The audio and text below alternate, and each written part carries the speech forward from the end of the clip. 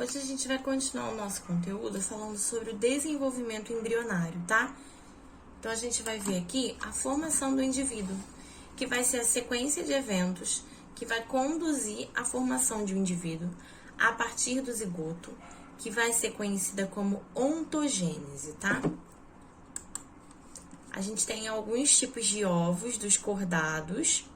Então, a gente tem os ovos oligolécitos, que são pobres em vitelos, e são presentes em cordados não vertebrados, como a lampreia, tá? A gente tem o mediolécito, que tem o vitelo médio, e está presente nos anfíbios. E a gente tem o megalécito, que está repleto de vitelo, que está presente nos peixes, nos répteis e nas aves. O oligolécio, ele também está presente nos mamíferos, tá bom? Olha como ocorre a segmentação, que é a primeira etapa do desenvolvimento embrionário. Então, a gente tem aqui o zigoto, tá? Aqui a gente está comparando anfíbios, sapos e galinhas. O zigoto, parecido para todos. Logo depois do zigoto, a gente tem, por divisões celulares consecutivas, duas células, tá? Na maior parte dos grupos dos animais. O da galinha, ele vai se dividindo essa parte aqui de dentro, tá? O do sapo, dos anfíbios, se divide por fora, se divide tudo. Depois a gente tem o grupo dos blastômeros, que vai ser quando as células embrionárias começarem a resultar as suas primeiras divisões. O embrião vai ter uma massa compacta de células. E a partir daí, ele vai ser uma mórula, tá? Que a gente já vai ter 8 ou mais células. Inicia aqui, tá? Depois da fase da mórula, a gente vai ter a fase da blástula, que é quando o embrião vai desenvolver um blastocele. Isso significa dizer que ele vai ter uma cavidade interior cheia de líquido, tá? Depois dessa fase, vem a fase da gastrulação, que vai ocorrer após a segmentação. A gastrulação vai levar o embrião a assumir uma organização espacial bem complexa e a grástula vai envolver a formação do ventre do embrião. Vai ser a primeira coisa a se formar, a parte de dentro da barriga, intestino, tá? A gastrulação, já falei.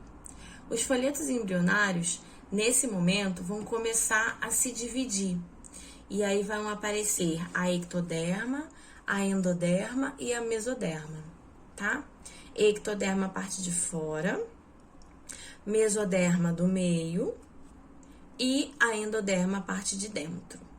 Existem animais que vão ser driblásticos e triblásticos, como a gente já viu. Os driblásticos têm 2 folhetos embrionários e os triblásticos têm 3. A ectoderma, ela vai dar origem ao tubo neural ou a neurula, que vai, no futuro, se transformar na parte cerebral. A mesoderma vai formar o celoma, que é o pericárdio, a pleura, o peritônio, essas peles que vão dividir e acomodar os órgãos, tá? Aqui, ó, um exemplo de como a gente vai se transformando, ok?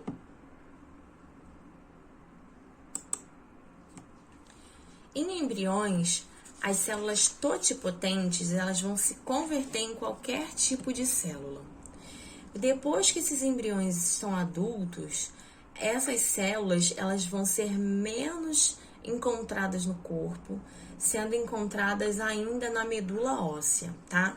Essas células totipotentes, elas são capazes, pela diferenciação celular, que vai separar em folhetos e vão originar os diversos tecidos.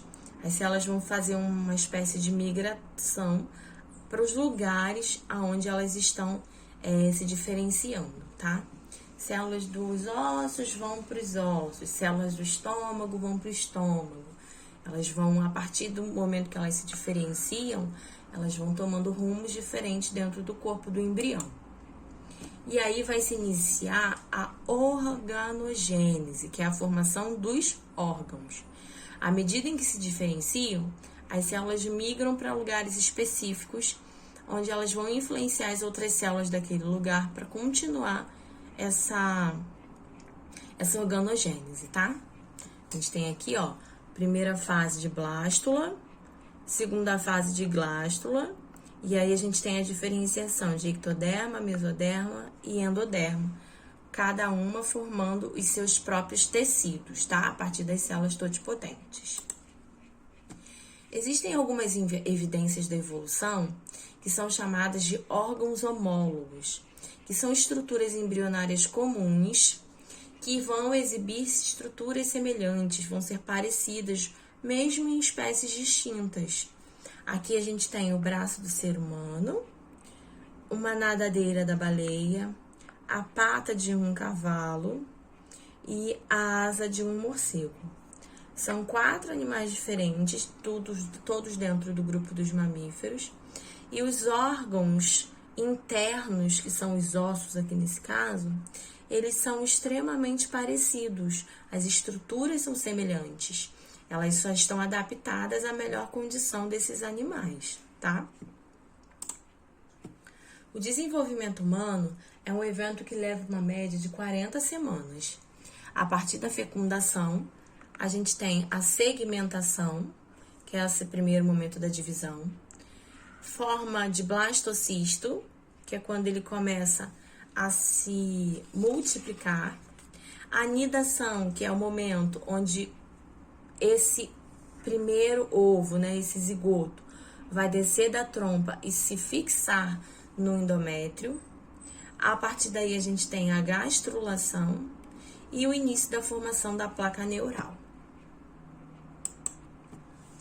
Da 4ª à 6ª semana, inicia-se a organogênese, que é a formação dos órgãos.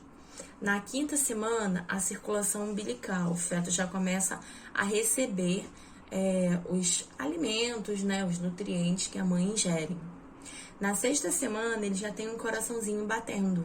É o primeiro órgão que fica totalmente formado. Na 10ª semana, ele já está todo prontinho, tem um tamanho de 3 centímetros e 250 mil neurônios são criados por minuto. Na 12ª semana, ele já realiza pequenos movimentos. Na 14ª semana, ele já responde a estímulos. Ele já tem 9 centímetros e pesa uma média de 48 gramas. Na 20ª semana, ele já começa a ouvir sons e até interagir.